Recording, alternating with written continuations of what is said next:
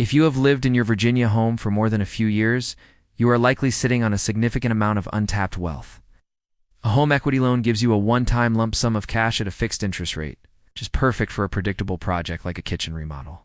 A home equity line of credit, or HELOC, works more like a credit card, where you only borrow and pay interest on the money you actually use.